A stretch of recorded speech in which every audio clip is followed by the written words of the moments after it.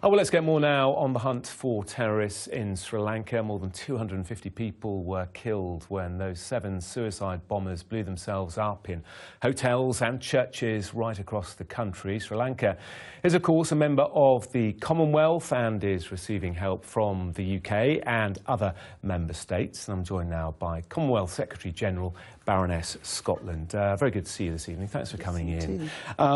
All very concerning, the situation in Sri Lanka. Police are looking apparently for 140 people they believe have links with Islamic State. They've found a bomb factory. Today we've seen this shootout between suspected terrorists and the police. You must be very worried. No, I think we were all absolutely heartbroken. This was Easter Sunday, the holiest of holy days. Sri Lanka was known for being peaceful and integrated, and for it to have happened there, it's more than heartbreaking. So the whole Commonwealth had a terrible shock. We're 2.4 billion people in the Commonwealth. 60% of our 2.4 billion are under the age of 30. So the shock waves were appalling, and we've been working so hard. Violent extremism, how to build peace and how to work together. And this has really galvanized everybody. The shock has made us say, not in our name. We are going to do everything within our power to support our member states and to support peace and harmony. So, for example, one of the things we're doing is right across the Commonwealth, we are going to have 9 days of prayer and contemplation, and so that people have no faith and people of faith can come together, all of us, from every single religion. Because the great thing about our Commonwealth is we represent 1/3 of the world, but we've got every race, every religion, and every region. And we've already got real commitments. I was talking to the former defence minister in Fiji, who was also the foreign minister. They're galvanizing the whole of the Asia-Pacific Baptists to pray. And what we are going to do is work on concrete actions that we can make to make sure that our young people in particular understand each other better. We've got a Faith in the Commonwealth initiative for those under the age of 30. And we know it works. So we in our Commonwealth are going to do everything we can to stand by and with Sri Lanka, but also to tell these terrorists they will never defeat us and they will never, ever divide us. And of course it comes so soon, doesn't it, after New Zealand suffered an atrocity as well. I was interested in what you were saying about counter-terrorism intelligence. How can the Commonwealth work in that arena, sharing information? Does it do enough of that? Well, we created the Countering Violent Extremism unit in the Commonwealth because we really understand that lots of our members don't know what to look for. They don't know the danger signs. And sometimes you can get really, that is something happening somewhere else. It's not going to affect us.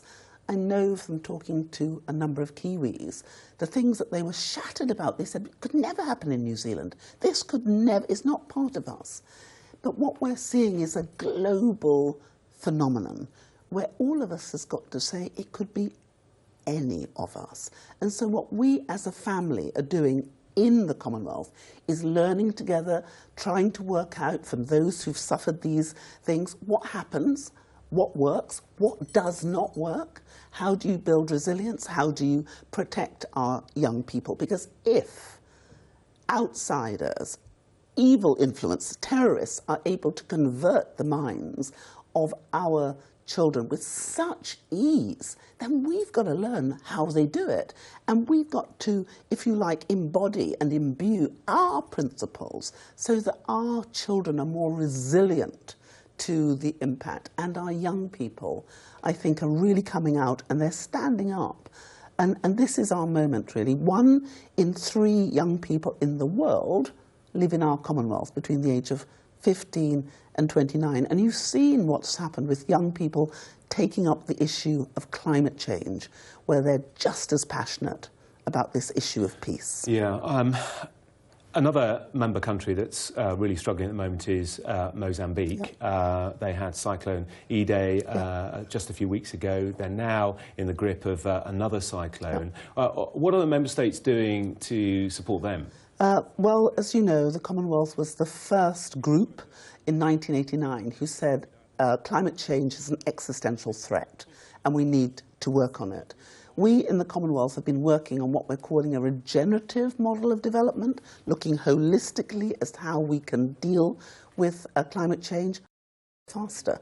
We've all signed up to the Paris Agenda, well, most of us, certainly all of us in the Commonwealth, and we're working together to create something we're calling Common Earth, which is, again, participating and saying what works, what doesn't work. But we're increasingly looking at getting the finance, because many of our countries don't have the money for mitigation and adaptation. And so we've created the Commonwealth Climate Finance Access Hub. What that is really doing is pooling information as to what works and then helping our members get the money they need to protect their countries a little better. Does direct action work? What did you think of what was going on with the protesters here in London in recent days? Well, I understood why our young people are so worried.